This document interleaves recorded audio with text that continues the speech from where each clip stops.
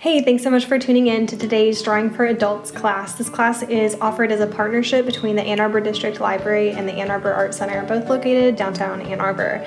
My name is Payton Cook, and I normally teach these Sunday drawing classes at the library, but right now we are doing these fun drawing videos because we're not able to meet in person. So today we're going to be talking about how to draw an eye, and what I'm going to do is do two different eye drawings, one in graphite here as you can see, and then one in color. So you can kind of choose how you want to do that. But what we're going to do to start is just grab your pencil and a piece of paper, and let's just start with that. And then if you want to do the version in color, you can kind of fast forward through this and watch that one. But otherwise, I actually would probably just recommend watching this one first, just so that way you get a little bit more of the technical parts of it, and then skip ahead and move on to the colored part.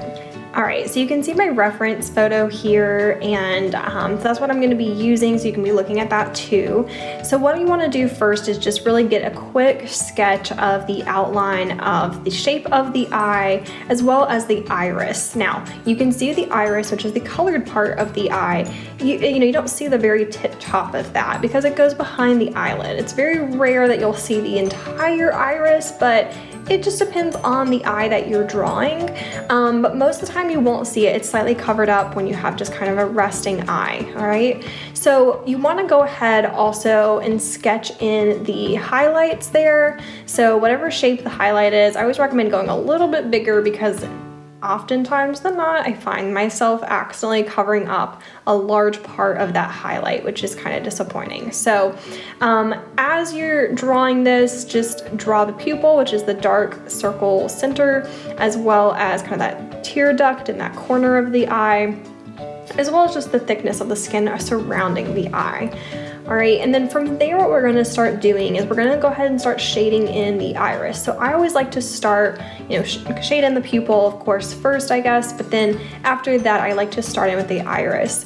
And you may have noticed a second ago as I was talking, I was putting all these little teeny tiny green lines there on the iris. Now, what I was doing there was just kind of showing these directional lines that almost radiate like rays of the sun around that pupil. And so that's kind of what I'm doing now. As you can see, I'm drawing those in. So I'm kind of exaggerating them probably a little bit, but I want to make sure that I'm really getting as many details as I possibly can. And I'm also paying attention to value. So value is the darkness or lightness of an object or color. So I'm looking at the shades. I'm looking at the tints as well. So the dark parts, the light parts, and all of the tones in between, basically. So usually you're going to see a pretty decent shadow towards the top of the iris, and the reason for that is simply just that the eyelashes are actually casting that shadow, because the eyelashes do stick out pretty far out from the eye, and so you're going to see a little bit of that shadow there. These little tiny lines you can see on the right side of the iris, that's actually the eyelashes reflecting. You can just barely see that in the photograph, but the eyelashes are actually reflecting into the eye, which is kind of unique there. Have your eraser handy too, because you might find yourself wanting to add in some details actually with your eraser, and using your eraser just as much as a tool. Okay, now moving onto the tear duct. I'm paying attention again to the values that I see. So looking simply not just at what it is, like try to really separate yourself from the fact that you're drawing a tear duct or you're drawing an eye, and just look at the values that you see.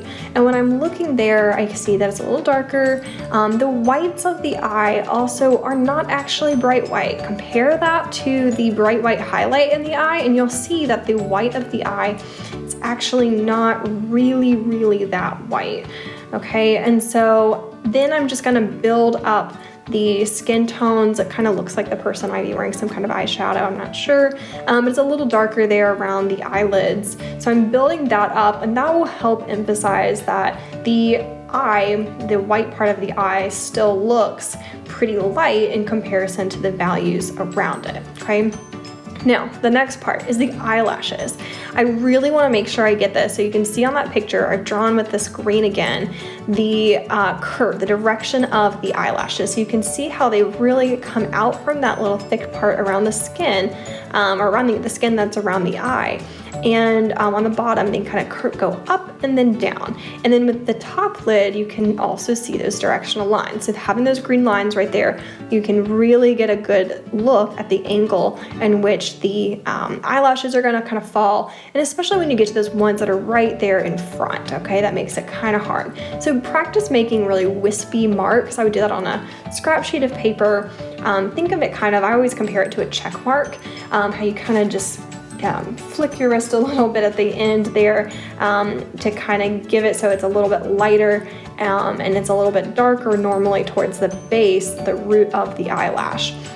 So oftentimes what I will do is I will go back in with my pencil and I will actually darken up, and so you can see me doing that now here, the root of the eyelash. So not only am I adding in a few extra eyelashes, but I'm also just darkening up kind of that base part. Yes, I think I would say our model picture here does maybe look like they could be wearing eye makeup, mascara of some sort to kind of thicken the eyelashes, but at the same time, it's not uncommon to see eyelashes that are actually that thick. So you will just oftentimes, you're gonna find that you will just simply have to darken up some of the eyelashes to really get them thick, and just pay attention to the length as well.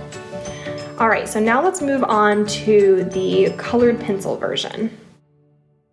So for this one, I'm going to be drawing a green eye, and I have made this, I think, so that you could use with colored pencils, you could use watercolors, acrylics, whatever colorful medium of your choice. The only thing that would be kind of challenging, I would say, is probably an oil pastel or soft pastel, and that's mainly just because it's a thicker block kind of shape, and so it's harder to get details, but if that's what you have on hand, go for it. Like, let's give it a try. So similar to the last one, I'm just going to start out with a pencil sketch. Now I'm gonna focus, at least for now, on just the iris, since you already saw the pencil sketch of the whole eye shape. So I'm just gonna focus on the iris, and what you're gonna see here is me just building in the different colors and values that I see. So you can kind of see there's a variety of golds that I wanna layer underneath. Even though I would still say it's a green eye, there's a lot of just glowing gold, like beautiful gold colors there underneath. So, and I picked this eye in particular because of the colors I thought were just really interesting. The last eye I drew was a blue eye. This one's a green eye.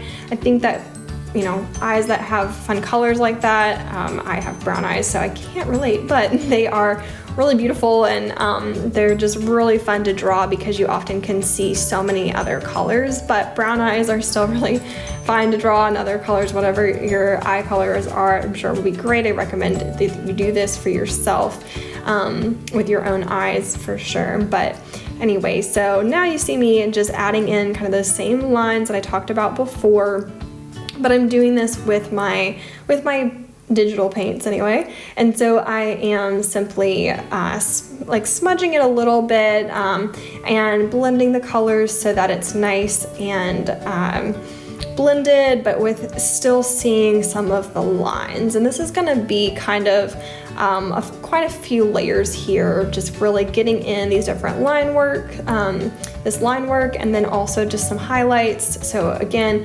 I would be choosing your paints or your colored pencils. If you're using colored pencils, maybe going over with a lighter color, such as like a creamy kind of white or light yellow, or maybe even white in some places. Now, if you were doing this with watercolor, you would want to be really careful about how you go about this highlight, because you wouldn't be able to layer that on right now. You would have needed to leave that part this same bluish, whitish kind of color at the get-go instead of just adding it on top of it now. Probably the same goes for colored pencils. Some colored pencils you could do something like this, but it would be kind of a stretch. So, you know, the technique I've kind of gone with so far has been more along the lines of something like acrylic paint. So just know that any kind of highlights or anything like that, that would really need to happen before, you would really want to draw that out and make sure you have that part in with watercolor or colored pencils before moving on and adding on more things on top. So now I'm just kind of going in and adding a few more lines. I've kind of switched to more of a colored pencil kind of tool here to get some of these details, but building these in nicely. And then I'm also just darkening up these edges a little bit because I didn't feel quite satisfied with the way that that looked. It didn't quite have enough that really has this really dark edge there that you see. So I really wanted to emphasize that more. So I'm just adding in a few more details here.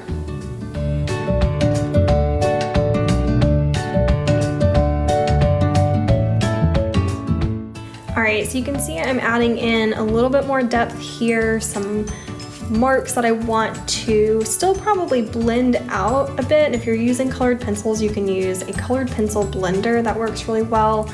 And if you're using watercolors, you just keep blending it more with more paint, more water.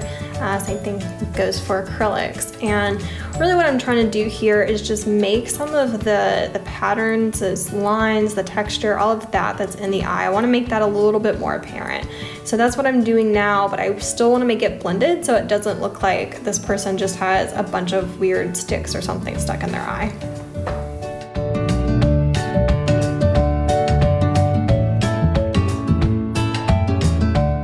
Alright, so I'm liking the way that looks. So now I'm just going to add in some final details with some highlights here, just to kind of finish it off to give it that extra like glowing kind of look.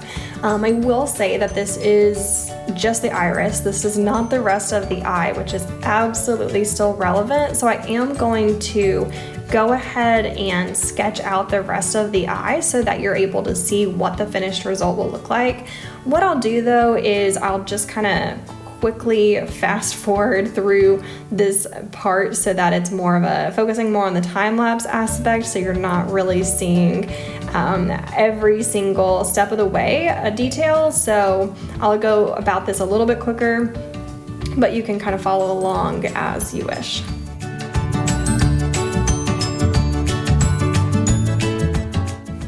All right, so make sure that you do the shading part here with the eye. Look at the colors that you see in the shadows of the eye as well as even in the skin tones. Like look for those reds or yellows or oranges or blues or browns or purples, whatever color you want, you can really push with the skin tones. I'll save that for another day, but otherwise eyelashes are gonna be the exact same way that I did them before, thickening up the root of the eyelash.